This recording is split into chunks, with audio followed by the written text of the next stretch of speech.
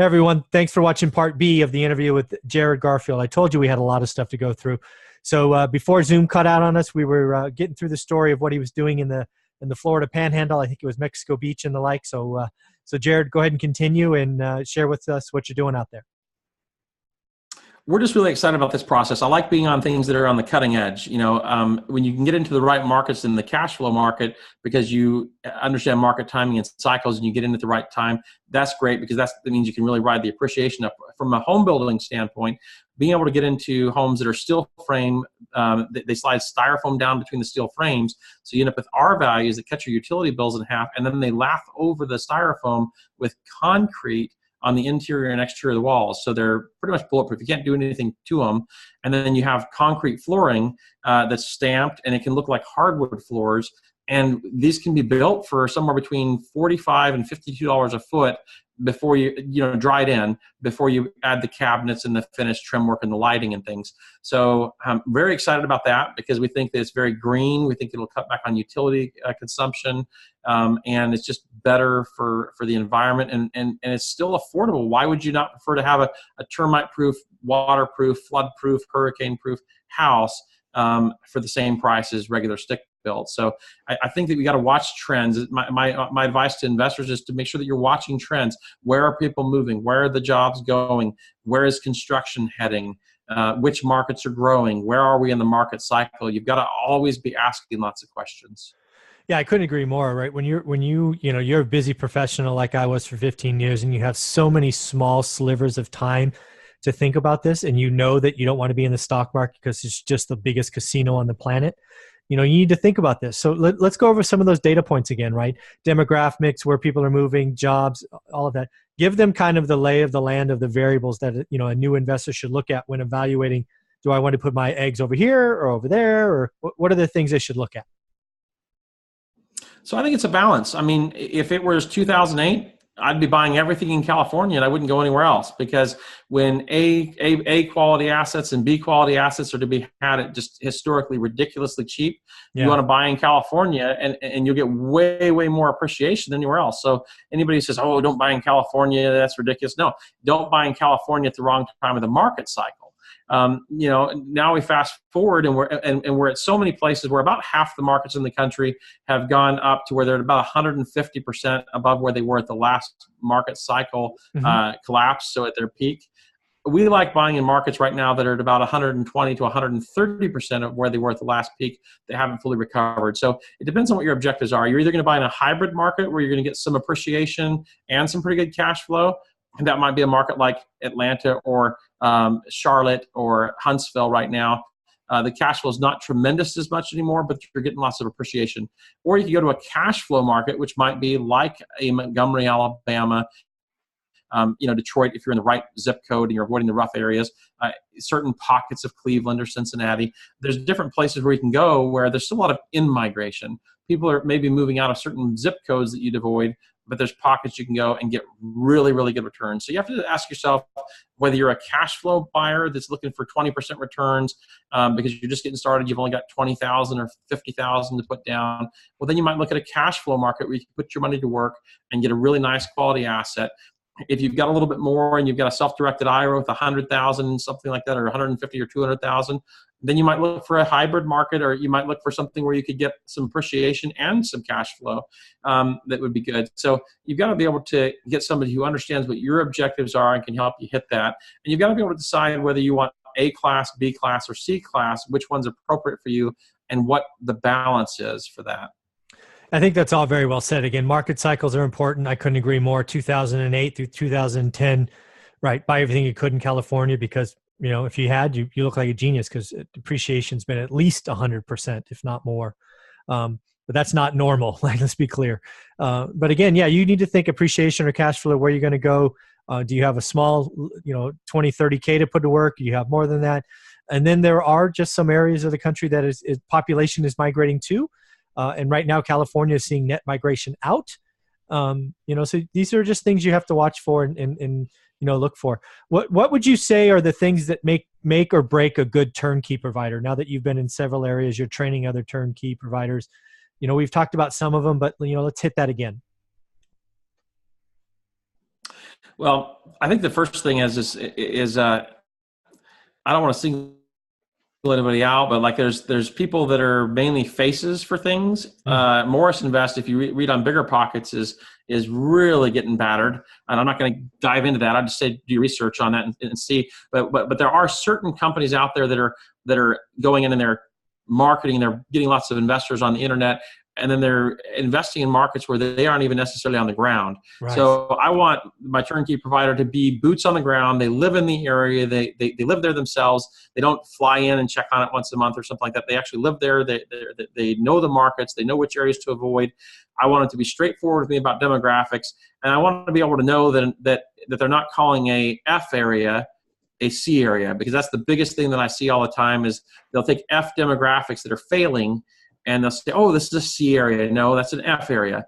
A C area is a good, solid working class neighborhood that's average, maybe 20% below the median home price up to median home price. When you get into median home price, you're in B. So I want to make sure that they're calling a spade, and they're not misleading me about the asset class.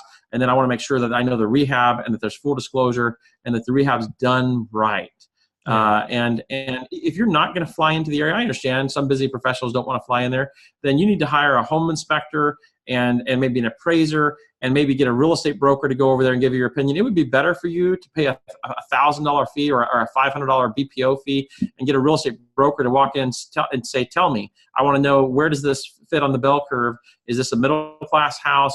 Is this a lower middle class house? Is this an A, B, C, or D, or F area? You get a real estate broker out there who's done a lot of transactions and has lived there a long time, and an appraiser and a home inspector, and you're going to be a lot safer. And it would be much better to spend $500 getting a team of people in there that you trust if you can't go, and don't rely just on the home inspector or just on the appraiser, because the appraiser will tell you whether the value is there. The home inspector will tell you what problems you might face, but you really need somebody like a real estate broker to tell you whether you're buying in the right area and whether or not it truly is a C or a B or an A area. I love all of that. I mean, first and foremost, just sort of trying to go in from order from memory. If the I don't know how I want to say this. If the turnkey provider is just that face, or kind of pushing things and the good song and dance, but isn't on the ground in the city, doesn't have boots on the ground in a team, be cautious, right? Because who's to know that they're getting in. Sometimes we look at pretty houses in pictures, and yeah, they look like great, gorgeous Victorian homes and Tudor homes or whatever, but they are in really rough areas that are only going to go one direction, and you can't do that unless you have teams on the ground. And awesome. Then you talk about having a home inspector. Google reviews too. I mean, there's so many things online right now. If somebody's done a bad job and they have unhappy clients, you're going to find negative reviews out there. So you need to be able to look at that and see. I also think it's important, what kind of education and value are they giving? I mean, are they willing to spend a lot of time coaching you and training you and teaching you and helping you to really understand why there's value or what they do? What kind of do they have a warranty policy? There's a lot of different things that you want to be able to do. What are their standards? Do they say, well, if the hot water heater is older than 10 years, we replace it. If the roof is older, has less than 5 years left, we replace it. Make sure that they adhere to some sort of standard. And you also have to make sure that you understand who's managing the property. Yeah. It doesn't matter how great the deal is, how great the neighborhood is. If you don't have good property management that keeps it filled with tenants and collects the rent and handles maintenance, then the whole great deal can fall apart.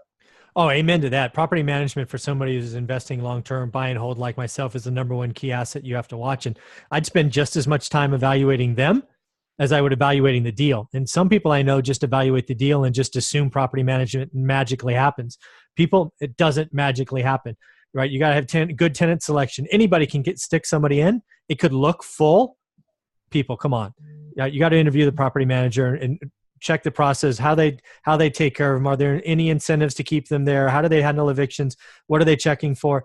There's a whole process there. So do me a favor, and as you're evaluating your deal, make sure you evaluate the property manager who's going to take it over for you after you purchase it, at least as much, for sure.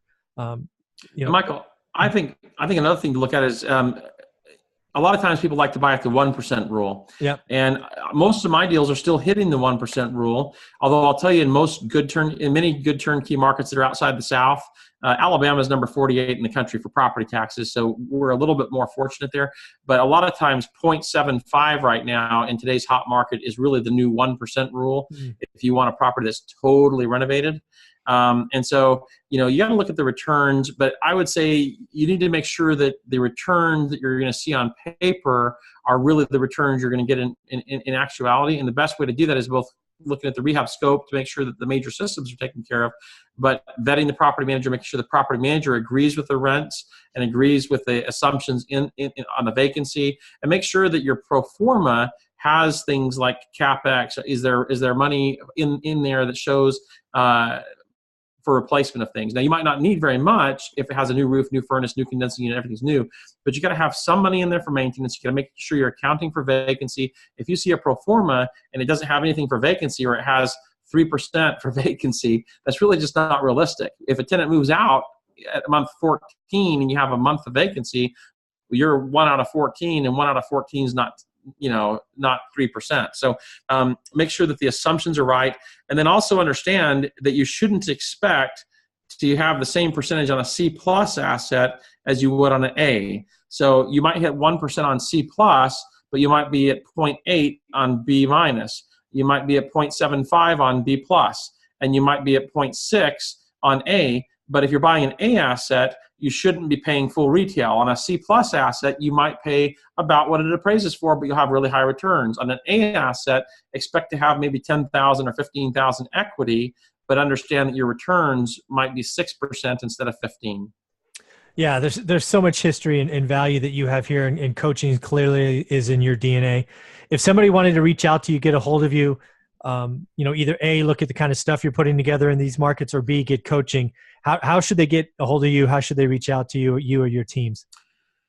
Well, if you're willing to give me your email address, and I won't spam you or anything like that, but if you give me your email address at jaredgarfield.com/report, I've got a 30-page packed report that talks about the 10 hottest markets for cash flow, the 10 markets you need to avoid and why you're going to avoid them. And then I also jump into, for several pages, talking about how low income, poverty, and vacancy rates impact appreciation and impact the neighborhood, and how to be able to tell which way a neighborhood's trending. So there's some really good value there if you want to give up an email address at jaredgarfield.com/report. If you don't really feel like doing that, just go to ROI turnkeyproperties.com, or ROITK.com for short, and that'll just show you tons and tons of properties. We have a $5,000 Matterport camera that does 360-degree views. We have demographic buttons where you can see the demographics in the neighborhood. We've got the rehab scopes right there where you can see the rehab scope right there. It's a good place to learn, even if you're not looking for properties. Go see the types of properties, the type of neighborhoods, do the street views, and like in our description, it'll say this is a C plus house. So then go on the Google Street View and drive up and down through the street and decide whether you agree that that's a C plus neighborhood. Look at the demographics, and then go look at the rehab scope. It's a good way to learn whether you're looking to buy or not. It's a great place to learn because there's probably 1,000 deals on the website you can just go through to learn about. And there's many markets. You can see about different types of cities in that market too. Yeah. Again, people, I would just reiterate that if you're kind of evaluating, trying to figure out turnkey and understand it, I would go to ROITK.com and spend hours looking at what's there. Because again, you can go back, look at historicals, look at the different views, and just get more comfortable, because you're going to be looking at real assets in real deals and really see what's there. And then giving up your email, right, to jaredgarfield.com/reports to really figure out what's going on, and take that, print it out, take it on an airplane with you, whatever you're doing. Take it to your kids' sports game and read it while they're playing. It's certainly worth an email, and something I'll be doing after this interview is over. So I want to appreciate the time, Jared. You've been a wealth of knowledge. It's always fun to see someone who's in this business, very good at what they do, but also excited in helping. That's always fun to see. Well, thank you, Michael. I really enjoyed this. Thanks for the great service you do. You've really been growing your audience. I subscribed the other day. I was impressed with the amount of followers you have. And I was really impressed when you said you were going to mail me a book, and then you actually did it. And I got it today. So I've got some homework. I'm going to start reading your book. Well, I look forward to getting on your podcast after you read the book, so we can have some good stuff to talk That'll about. be awesome. I can't wait to have you. Thank you so much for your perspectives, and thanks for having me on the show. You got it, buddy. Take care.